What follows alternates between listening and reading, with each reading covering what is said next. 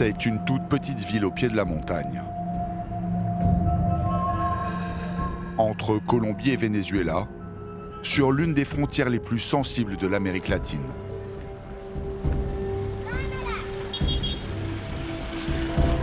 Cuestecitas, 4000 habitants. Le royaume du bidon. Il y en a partout. Des bidons d'essence vendus à la sauvette, au bord des rues.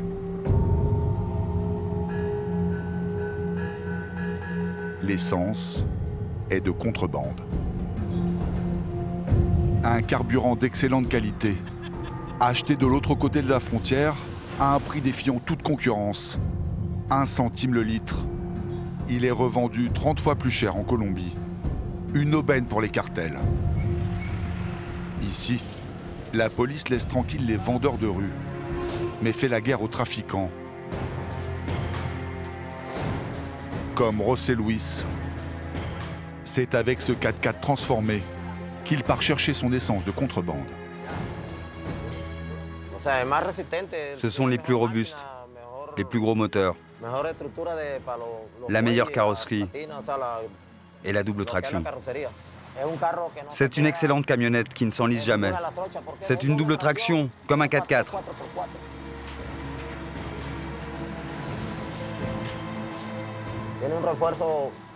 Là, c'est bien renforcé, pour éviter que la carrosserie ne touche le sol. Normalement, on peut charger 1,5 tonnes. Avec les suspensions modifiées, on transporte plus de 3 tonnes de combustible. C'est une super machine. Elle te laissera jamais tomber au milieu de la piste. José Luis part chercher 4000 litres d'essence au Venezuela. Dale.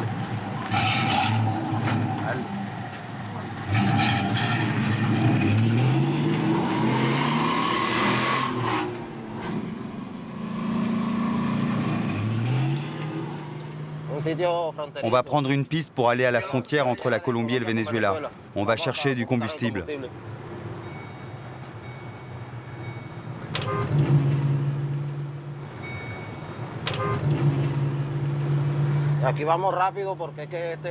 Ici, on fonce parce que c'est une zone dangereuse avec la police. Les flics nous chassent, on est une très bonne prise pour eux. Nos camions n'ont pas de papier en règle et ils savent qu'on est tous des contrebandiers. C'est illégal. Alors pourquoi vous faites ça? C'est notre gagne-pain. C'est comme ça qu'on nourrit nos enfants. Si tout va bien, José Luis arrivera dans 1h30. Sauf que ce jour-là, rien ne va se passer comme prévu.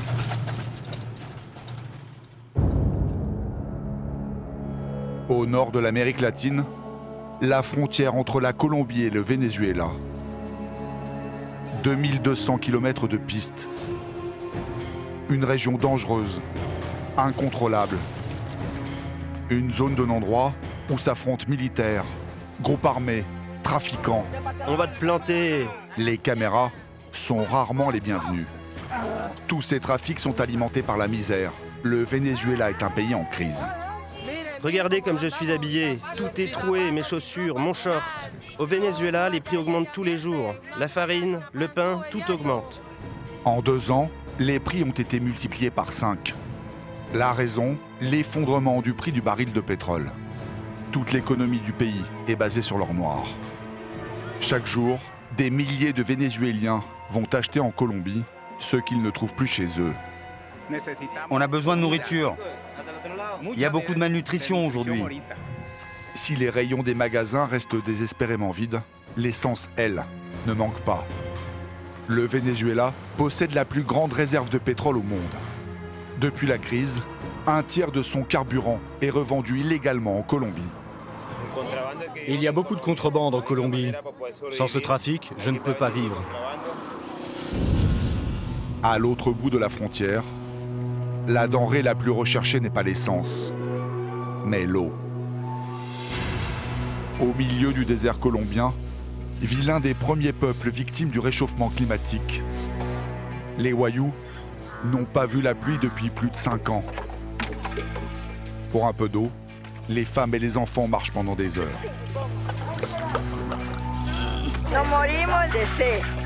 Sur cette terre aride, leurs récoltes ne poussent plus. Leurs troupeaux ont été décimés. Alors eux aussi, pour survivre, se sont mis au trafic d'essence. Et ce n'est pas sans danger.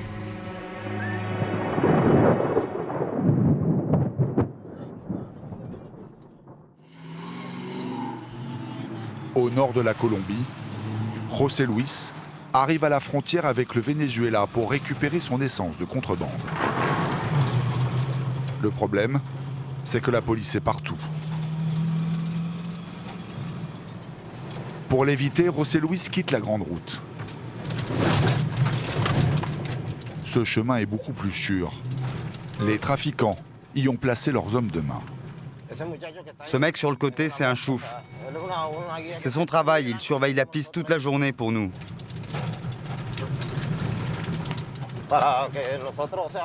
Il nous prévient s'il y a des flics. Et comme ça, on ne se fait pas attraper. Il parcourt la route toute la journée? Oui, il bosse pour le cartel. Son rôle, c'est de surveiller la route.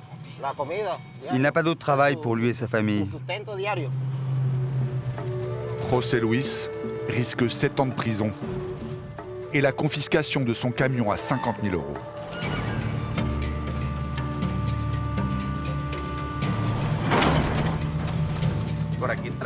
On ne peut pas s'arrêter. Par ici, il y a beaucoup de patrouilles de l'armée et de la police.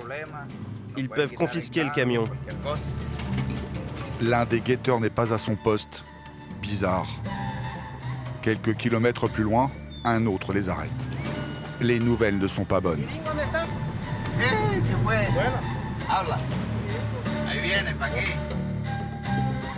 José Luis fait demi-tour. La police contrôle la route sur des kilomètres. Et ils ne sont pas tendres avec les trafiquants.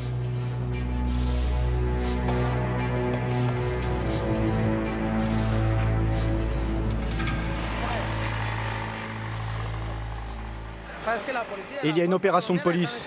Ils défoncent les sentiers de la contrebande. Cet homme et cette femme font partie d'une famille de petits trafiquants. Ils ne comprennent pas pourquoi la police casse leur business. Selon eux, c'est juste de la survie. Les flics ont cassé une voiture en 1000 morceaux. Ils ont tout pété, ces chiens.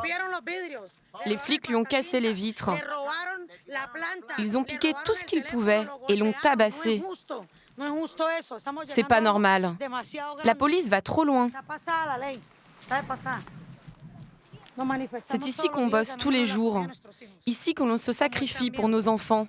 On n'est pas des voleurs, c'est notre travail.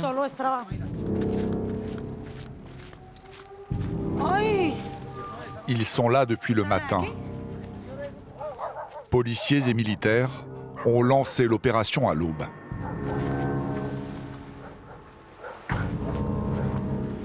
Le fleuve Taquira fait ici office de frontière. De ce côté-là, la Colombie. En face, le Venezuela.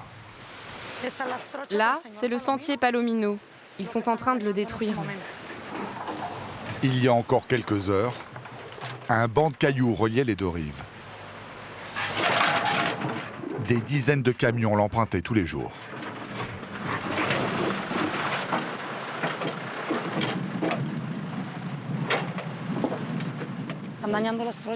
Ils sont en train de détruire les chemins qui nous permettent de travailler, de manger. Ils embêtent les pauvres gens. La police bousille notre vie. Ils détruisent votre passage? Oui, ils cassent tout. Notre présence dérange. On nous demande de quitter les lieux rapidement. On peut avoir une interview, s'il vous plaît? Non, pas d'interview.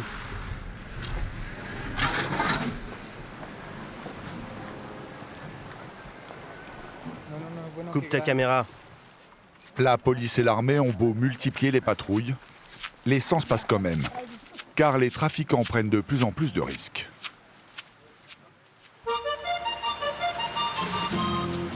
Tout près de la frontière et du fleuve Taquira, le village colombien de Juan Frío. Une petite bourgade tranquille, du moins en apparence. Ici, on est contrebandier de père en fils.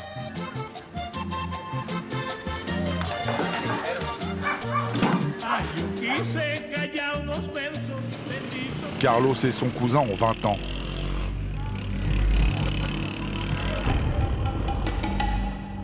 Tous les jours, ils prennent la même route à la sortie du village.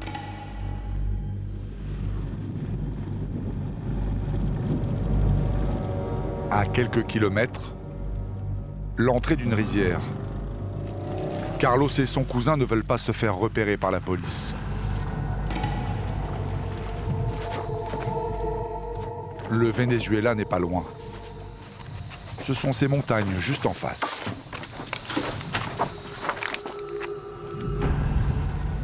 On va à la frontière.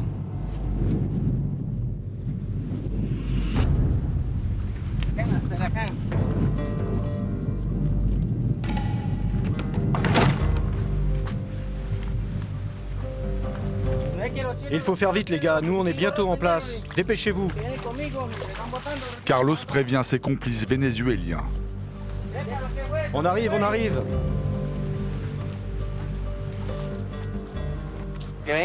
Quand ils vont arriver, il faut bien vous planquer dans les fourrés. Restez là pour filmer. Carlos nous demande de filmer de loin, car il est inquiet. Il n'a pas prévenu les trafiquants de notre présence. De plus, il vient d'apprendre que des militaires rôdent dans le coin.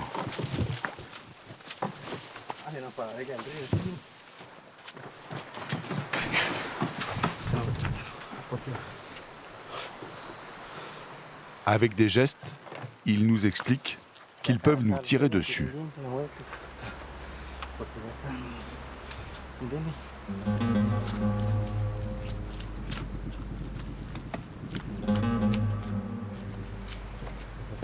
Arrivé près du point de rencontre, Carlos se dit qu'il a peut-être un peu exagéré en nous emmenant avec lui. Ils vont arriver par là-haut. Mais je te connais pas, hein. Et tu ne me connais pas. Planque-toi là-bas, que personne te voie. Il craint la réaction des trafiquants. Nous nous cachons dans les forêts. L'attente n'est pas longue. «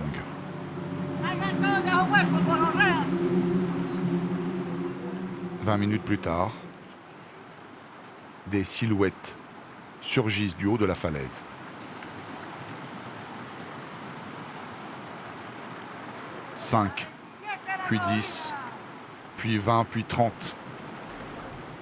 Tous ces hommes sont nerveux. Ils sont fatigués.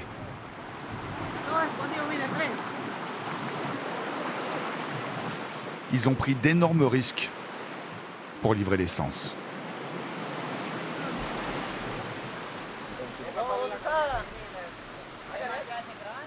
Carlos organise la distribution. Esta es donde y la otra acá. La otra donde. Si es que viene el 6, viene el 6. Epa, la otra donde de Elías. Elías son las otras dos de Noelia. Elías. Elías. Venga. Rápido. Ahí, perro. ¿Cómo estás? Fino, fino. Es para 13. Cuéntame, ¿de dónde trae? Cuéntame, ¿qué es esta gasolina? ¿De dónde viene? De Venezuela. Cuéntame qué es De Francia. ahí de Venezuela, de ahí de Venezuela.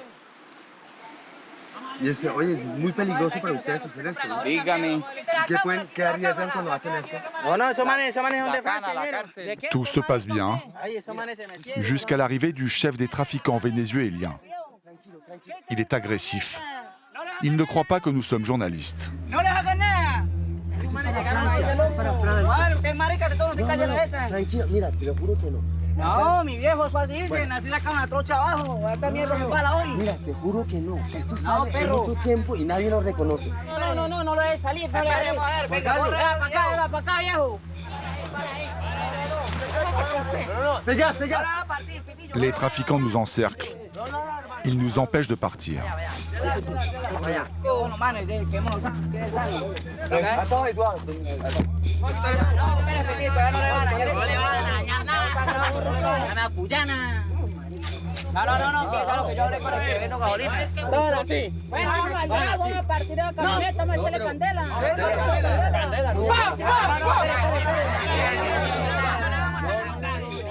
Après 2 heures de discussion, nous arrivons à calmer les trafiquants.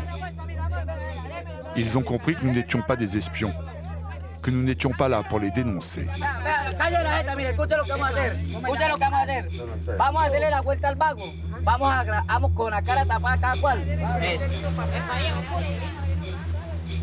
Oubliez les menaces de mort. La colonne de fourmis reprend sa marche. Chacun d'eux porte près de 50 litres sur son dos. En l'espace de quelques instants, 1,5 tonnes d'essence passe du Venezuela en Colombie, clandestinement.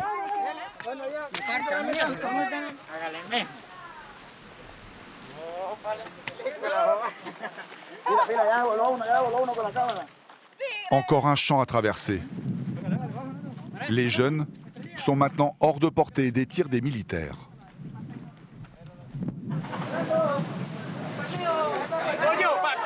Certains porteurs n'ont même pas de quoi s'offrir un bidon.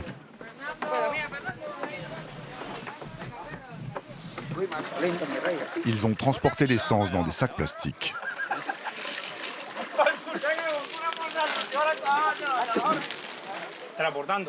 On transvase. Nous, on prête les bidons aux gars et eux, ils les ramènent remplis d'essence. C'est comme ça tous les jours? Oui, presque tous les jours. Tu avais un autre métier avant? Moi, j'ai toujours été paysan. Mais je fais plus d'argent avec l'essence. Les porteurs gagnent 10 € par passage. Une fortune au Venezuela. C'est pour la nourriture que je fais ça. Que pour la bouffe. Chez nous, l'économie est par terre, il n'y a plus de boulot.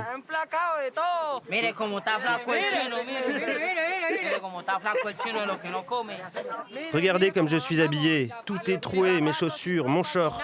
Au Venezuela, les prix augmentent tous les jours. La farine, le pain, tout augmente. Avant que la crise n'éclate au Venezuela, tous ces jeunes avaient un avenir. Nous, on a tous le bac. Il y en a même qui ont des diplômes. Mais il n'y a plus d'université aujourd'hui, elles ont toutes fermé. Aujourd'hui, ils sont à l'école de la débrouille. Et ce n'est pas sans risque. Tu t'es déjà fait tirer dessus? Eh oui, et comment? Les soldats se planquent, ils attendent qu'on monte, et bam, ils nous tirent dessus. Il faut partir en courant. On perd tous les bidons, l'essence. Combien de fois ça t'est arrivé? Au moins 40 fois, ça m'est arrivé. Tout le monde ne fait pas ce que tu fais. Non, il faut en avoir dans le pantalon et courir vite. Sinon, tu finis mort ou en prison.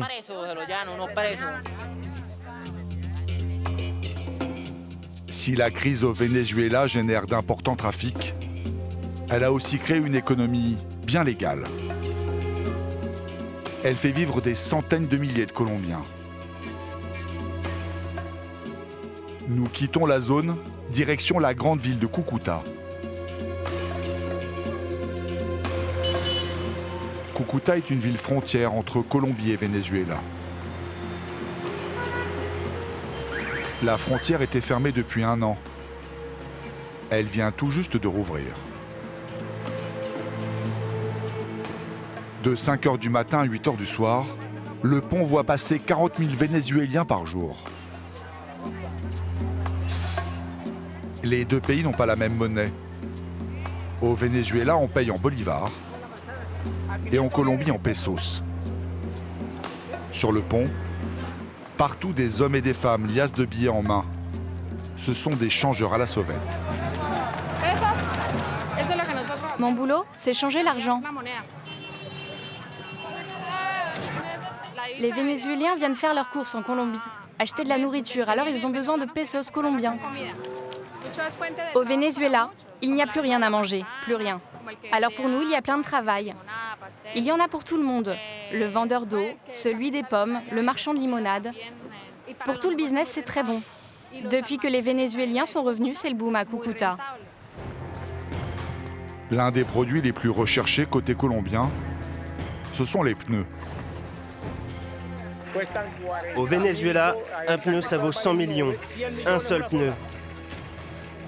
Et ici, avec 90 000 pesos, j'en ai 2. Soit environ 36 €. Les Vénézuéliens achètent en Colombie tout ce qu'ils ne trouvent plus chez eux, c'est-à-dire l'essentiel. Des couches pour bébé. J'ai du papier toilette, parce que là-bas, on n'en trouve pas. J'ai aussi du sucre et de la farine. Pourquoi vous achetez tout en Colombie? Au Venezuela, il n'y a plus rien. On trouve rien. C'est vrai, plus rien. Sincèrement, on a besoin de nourriture. Il y a une situation de malnutrition en ce moment. Pour limiter la contrebande, les Vénézuéliens ont interdiction de charger leur voiture. Tout doit être transporté à dos d'hommes. C'est la loi. Et elle fait bien l'affaire des petits porteurs. Ils sont une centaine à offrir leur service sur le pont. Je porte tes bagages, ma petite dame? Olga chasse le client depuis 3 h du matin. Allez mon chou, c'est pas cher, je prends tes affaires.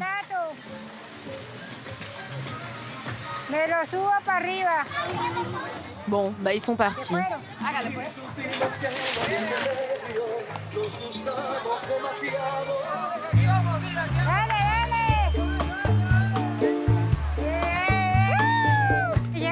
Il faut que j'aille vite.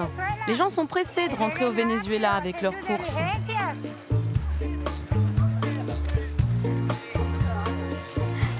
Dans ces valises, il n'y a pas de vêtements. C'est de la nourriture. C'est beaucoup plus lourd. Bouge de là ou je te passe dessus. Va y avoir embrouille. Parfois, je m'engueule avec mes collègues. Ça arrive. Il y a trop de concurrence.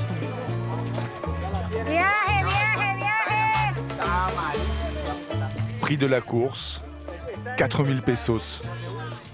Moins de 2 €. Moi, je m'arrête ici. C'est la frontière. Après, c'est le Venezuela.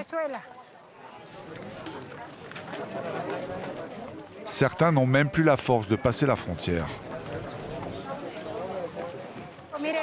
Les Vénézuéliens souffrent beaucoup. C'est vraiment la galère pour eux. Ils doivent tout porter, les valises, les sacs. Un vrai sacrifice, les pauvres. Une pénitence. Le malheur des Vénézuéliens fait le bonheur des Colombiens. D'une manière ou d'une autre, tout le monde ici profite des retombées de la crise au Venezuela. Même la police.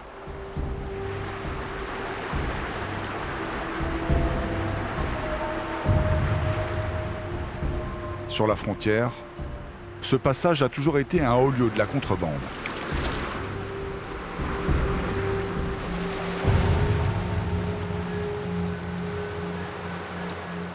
Andrés, 25 ans, ne sait pas de quel côté de la frontière il a vu le jour.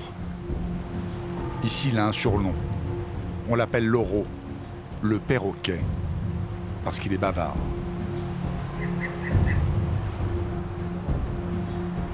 Loro est un trafiquant de la première heure.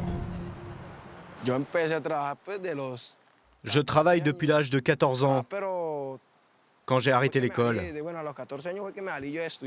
J'ai bossé et puis vers 16 ans, j'ai commencé le trafic. La spécialité de Loro, c'est la contrebande de gaz. Tous les jours, avec ses complices, il fait un aller-retour au Venezuela.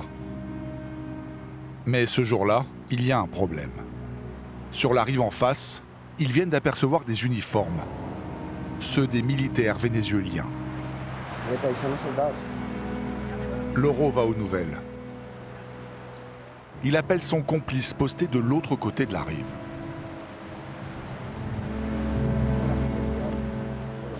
Bueno, para yo poder subir. Bueno, esté pendiente para ir para ver si no hay nada por ahí. No, esos son los soldados de la escalera. Mire. No se ven ver ahí que pueden disparar para acá. La petite troupe de contrebandiers est inquiète. Parmi les militaires, il y en a un qu'ils ne connaissent pas, un gradé. L'homme à gauche avec le foulard rouge. Il y a un lieutenant là.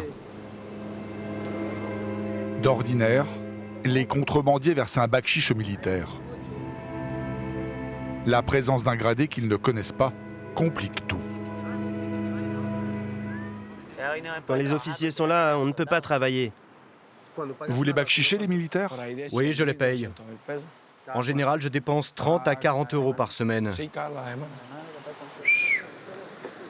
Sur l'autre rive, le complice de Loro indique que la voie est libre. Les militaires sont partis. Loro peut aller chercher ses bouteilles de gaz au Venezuela.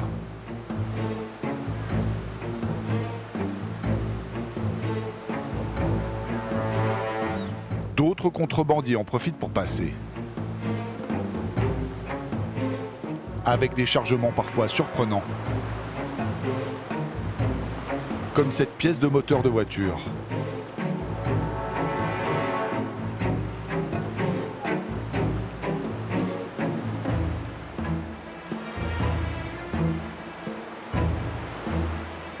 Et le moins qu'on puisse dire, c'est qu'ici, tout est bon pour faire du trafic. Ce sont des pièces de monnaie qui viennent du Venezuela. Ces pièces de monnaie ne sont plus en circulation, mais elles ont quand même une certaine valeur. L'homme les revend à une fonderie.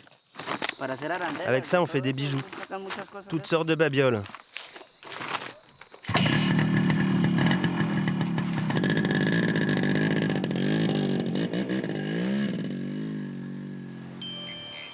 Sur les rives du Takira, on trouve vraiment de tout.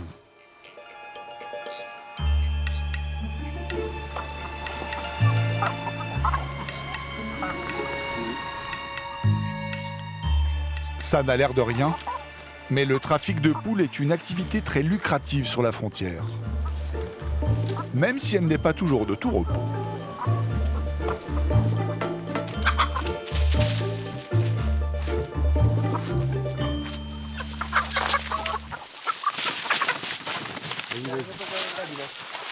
Je vais les vendre. Cet homme transporte une centaine de poules par jour. Ça lui rapporte à peu près 150 euros par mois. Une petite fortune en Colombie. C'est moins risqué que le trafic d'essence. Parce que même si la police nous arrête, on va pas en prison. Ils nous prennent même pas les poules.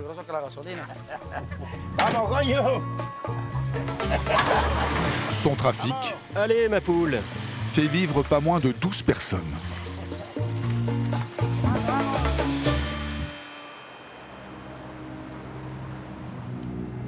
Ça ne fait pas 2 heures qu'il est parti, et Loro, le perroquet, est déjà de retour avec ses bouteilles de gaz. Il n'en peut plus.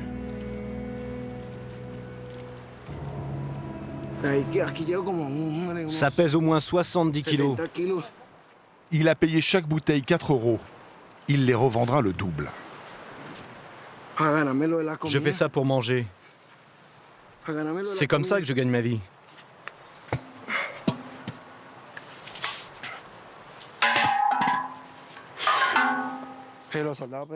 Les soldats étaient là, mais ça s'est super bien passé. Mais on a réussi. Et pour ça, on a payé 8 euros. 8 euros de bakchich, c'est presque la moitié de son bénéfice. C'est énorme, mais Loro préfère payer. Par le passé, il a déjà fait 3 mois de prison. Et ça, il ne peut plus se le permettre. Sa femme vient d'accoucher. Oui, c'est à cause du bébé. Elle s'inquiète parce qu'elle a peur que j'aille en prison et qu'elle se retrouve seule. C'est dur cette vie. Mais c'est comme ça. Je peux faire que ça pour gagner de l'argent. Avec, on achète du lait pour le bébé, des petits pots et tout le reste. Et je peux payer aussi mon assistant. Son assistant lui sert surtout à pousser la moto.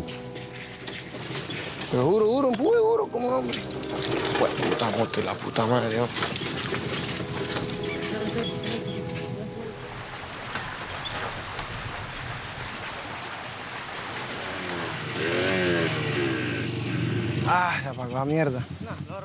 Et là, il en a marre. Ay, pero pude, güey. Ahora que leñero.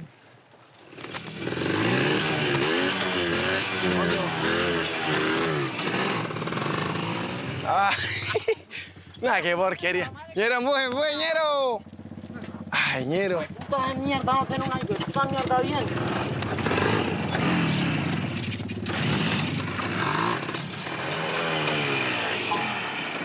Ay, no, ñero, yo no voy a empujar más esa mierda. Ah, ñero, la última, la última. Otra, ni que hijo de puta la va a apagar otra vez, ja. Ya a ver si tiene gasolina.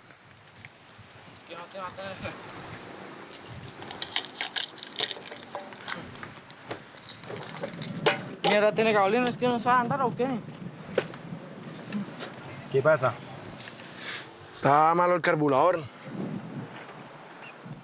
Pues ahora sí.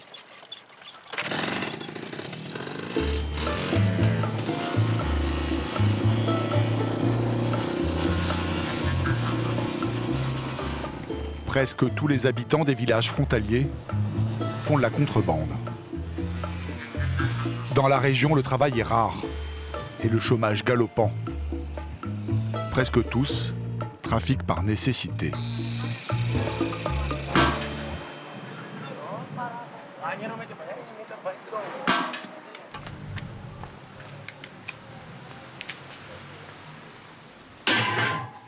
Loro aura de quoi nourrir son bébé ce mois-ci.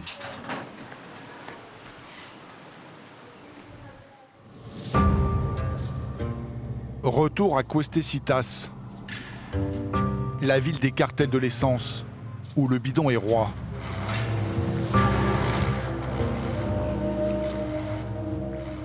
Nous retrouvons José. Souvenez-vous, il conduisait ce camion. Il devait aller au Venezuela chercher de l'essence de contrebande, mais une descente de police l'a obligé à faire demi-tour. En attendant la levée des barrages, il a caché son camion ici. Cela ressemble à un garage, mais derrière la grille stationnent des dizaines de camions de trafiquants. Quand il ne conduit pas, José gagne un peu d'argent en jouant les mécaniciens. Au-dessus de sa tête, une petite fortune.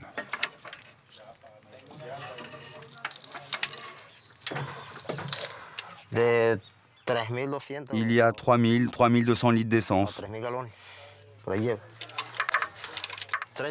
Ça vaut 1200 €, elle est pas chère en ce moment. C'est vraiment donné. Tous les chauffeurs sont à l'arrêt. Et chacun tue le temps comme il peut. On joue, ça nous vide la tête. On pense plus aux problèmes comme ça. Ici, on n'a pas le choix de toute façon. À la frontière, soit tu fais du trafic d'essence, soit tu travailles à la mine de charbon, au Cerrejón. Con sus cantos alegrar otra región donde se extrae el carbón. Las noches son agitadas, ya no se escucha el tambor. La mine dont parlent les hommes s'appelle le Cerrejón. C'est le plus grand gisement de charbon au monde. Dans la région, les hommes les plus chanceux travaillent ici. Les autres n'ont d'autre choix que de regarder passer les trains qui exportent le charbon vers le monde entier. Ils traversent un territoire abandonné de tous.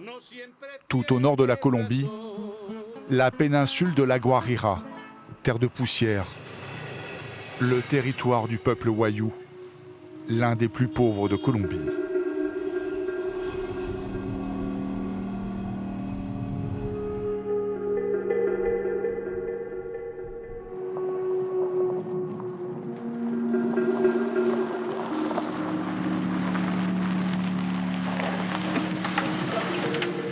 Olmeda est une Wayuu,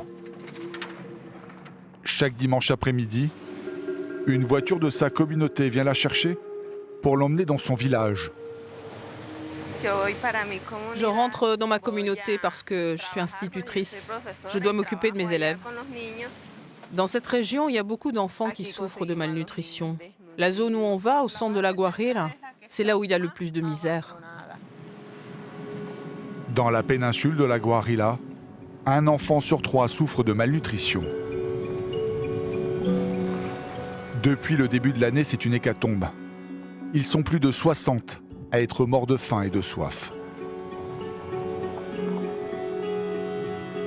Pour survivre, certains dressent des barrages de fortune. Ils restent là toute la journée, à attendre par 50 degrés.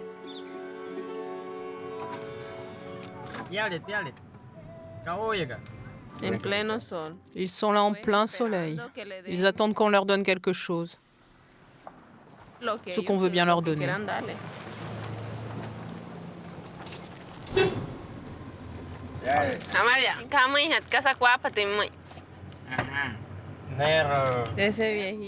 Ce petit vieux, il fait payer son péage.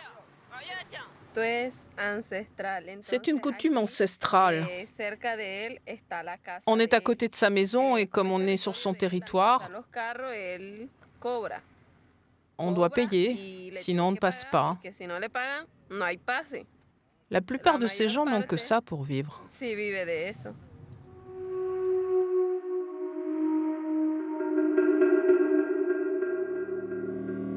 En 3 heures de voyage, la voiture passe une quinzaine de péages. Chacun donne ce qu'il veut.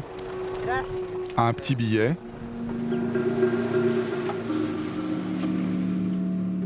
Une bouteille d'eau.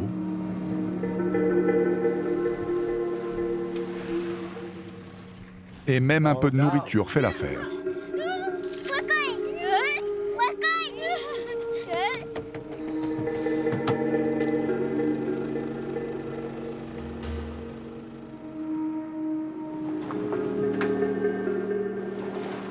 Au bout de la piste, quelques maisons au milieu du désert. C'est ici que vit la famille d'Olmeda.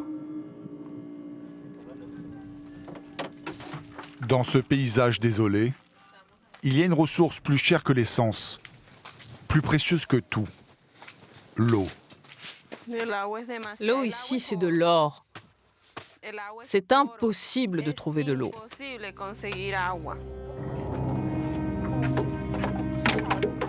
Chez les Wayuu, l'eau, c'est d'abord une affaire de femme.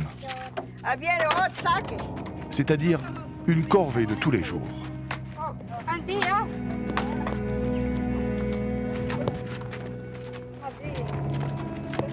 À l'heure où le soleil décline à peine, Olmeda et les femmes du hameau entament un long voyage pour aller au puits.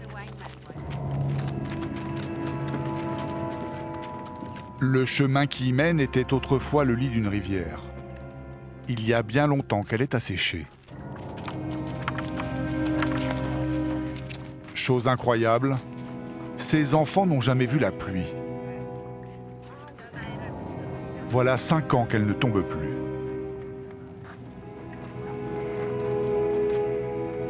Caminar, sí.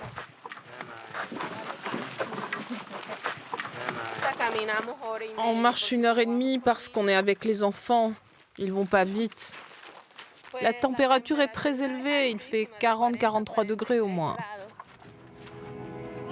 Au bout d'1h30 de marche, la récompense.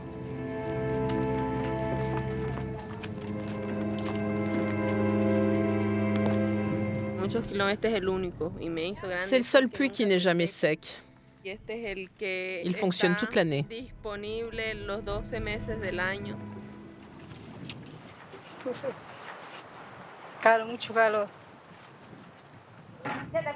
Les habitants ont entouré le puits d'une barrière. Il ne faudrait pas qu'une bête vienne le polluer.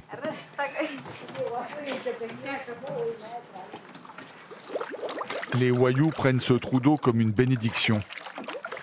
Pourtant, l'eau est salée, à peine potable. Mais elle est tellement précieuse.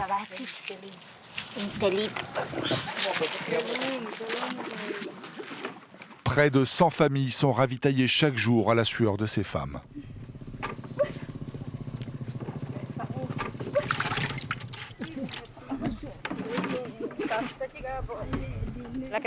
Les femmes travaillent plus que les hommes. Moi, je travaille de 5 heures du matin à 10 heures du soir. Vous avez l'air triste.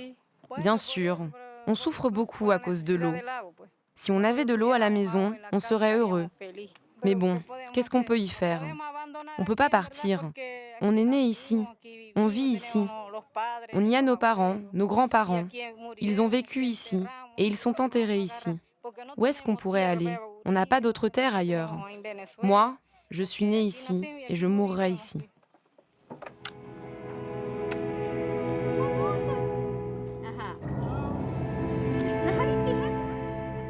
Il faut maintenant entamer le retour. Encore 1h30 de marche.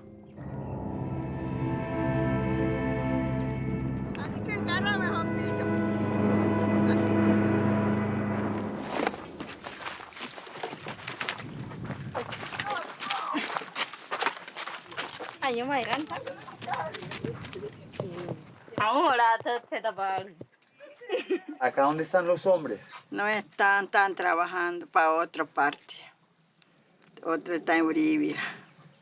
Trabajan para la necesidad, para comer nosotros. ¿Y tu marido dónde Il est où votre mari? Venezuela. ¿Y qué hace en Venezuela? Trabaja allá.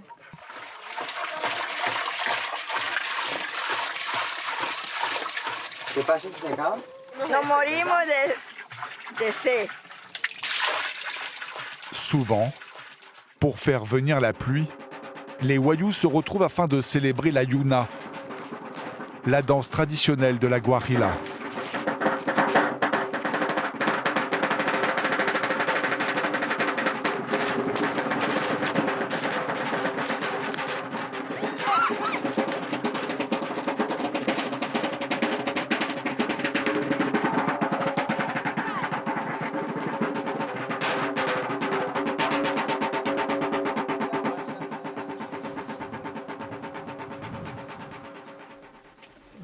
Tata, l'une des plus jeunes femmes de la communauté, a 2 enfants.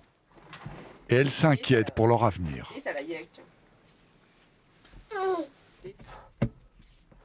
Je rêve d'une vie meilleure pour les enfants. J'aimerais qu'ils puissent étudier.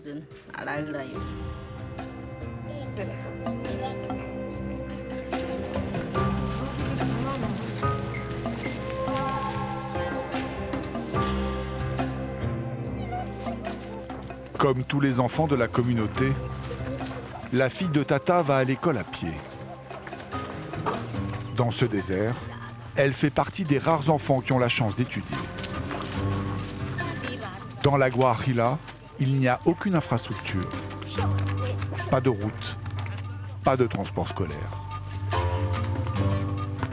Certains enfants font jusqu'à 2 heures de marche.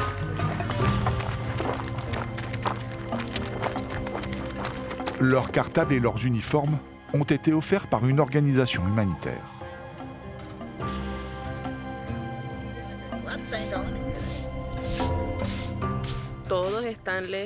Les enfants habitent très loin. Ils arrivent entre 7h et 9h le matin.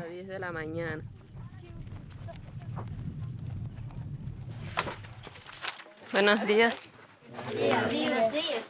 ¿Cómo amanecen?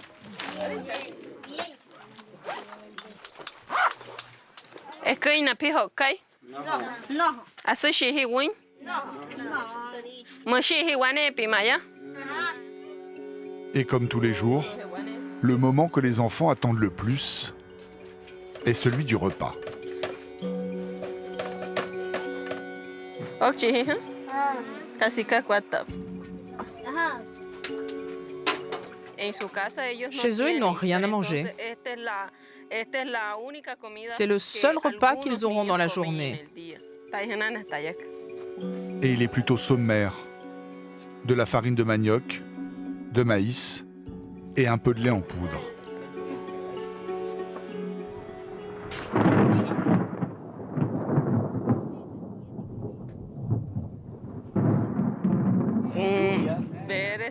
J'espère qu'il va pleuvoir, mais ça m'étonnerait. Ce jour-là, une fois de plus, l'orage a grondé. Mais la pluie n'est pas tombée. Même le ciel refuse de verser une larme sur le sort des Wayuu.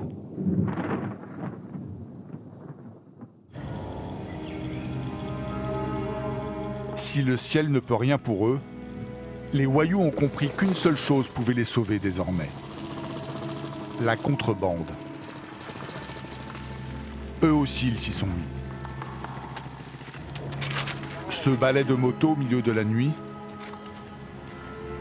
ce sont les trafiquants d'essence Wayuu qui rentrent du Venezuela avec leurs bidons. Ils font l'aller-retour tous les soirs. À leur tête, William. J'ai des journées compliquées. C'est illégal ce que je fais. La police peut m'arrêter et la loi colombienne est très sévère avec nous.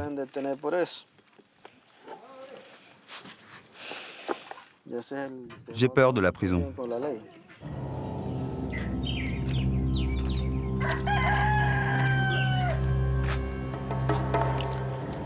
Avant, comme tous les Wayuu, William cultivait la terre et élevait des chèvres. Ça fait 2 ans que je fais de la contrebande. Avant, j'étais berger. J'ai hérité du troupeau de mes grands-parents. Mais aujourd'hui, les chèvres ont disparu, décimées par la sécheresse.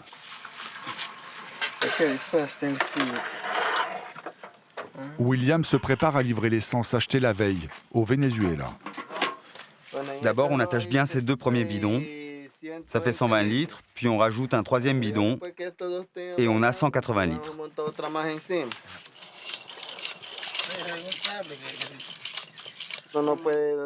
Je ne peux pas mettre autant d'essence sur ma moto. Elle n'est pas en très bon état. Alors je regonfle un peu les pneus. C'est toujours dangereux de rouler dans le désert. Avec le sable, on peut tomber facilement et se faire très mal.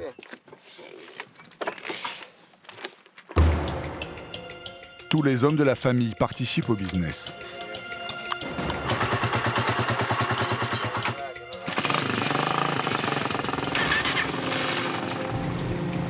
À 5 motos, ils arrivent à transporter chaque jour près de 900 litres d'essence. Si la police les arrête, elle saisira la cargaison et leurs engins. Mais les Wayuu ont un avantage. Ils connaissent le terrain par cœur, les sentiers cachés au milieu des cactus. Un vrai labyrinthe.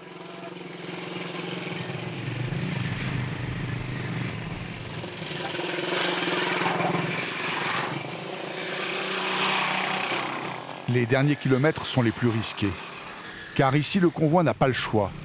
Il doit emprunter la grande route avec ses patrouilles de militaires et de policiers.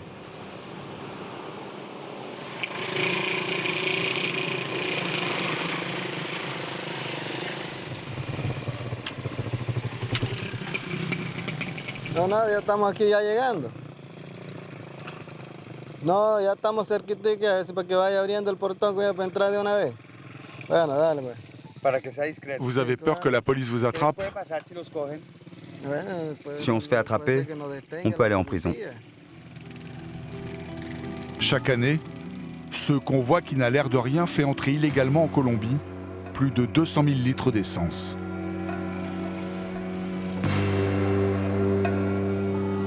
Derrière ces palissades, la maison du patron du cartel de l'essence. Nous avons interdiction d'entrer.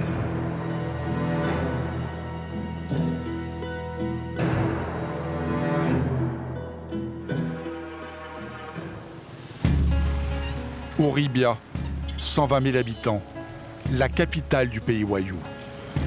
La seule ville où l'on peut faire ses courses. William réinvestit immédiatement son salaire. Là, j'ai environ 100 €.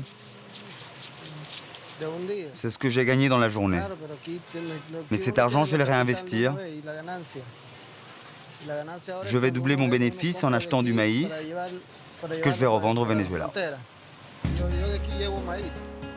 Essence contre nourriture. Une vie au marché noir.